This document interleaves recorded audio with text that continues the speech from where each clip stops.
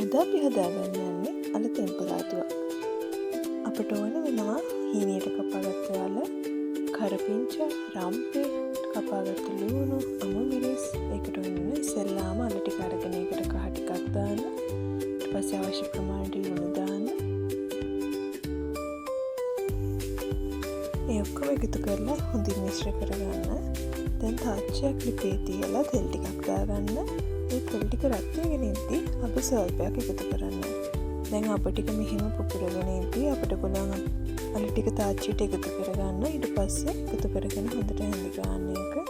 අපි මේ අල ටෙම්පරාදුවට වතුර එකතු කරන්නේ මොකද අපිට ගොඩක් වෙලාවක් තියාගන්න පුළුවන් නරක් වෙන්නේ නැතුව තෙල් විතරක් එකතු කරගන්නවා. දැන් අල එක මේ ගානට තැඹීගෙන ඉද්දි අපිට පුළුවන් කපාගත්ත සියලුම දේවල් මේකට එකතු කරන්න. ඊට පස්සේ කෑලි මිරිස් ටිකක්, කහ ටිකක්, මිරිස් කුඩු ටිකක් එකතු කරගෙන හොඳින් මිශ්‍ර කරගන්න. ඊට පස්සේ ටික වෙලාවක් හැඳි ගියාට පස්සේ අපිට පුළුවන් මේක ලිපෙන් බාගන්න. ඉතින් අපි ආයෙත් දවසක අලුත් කෑමකින්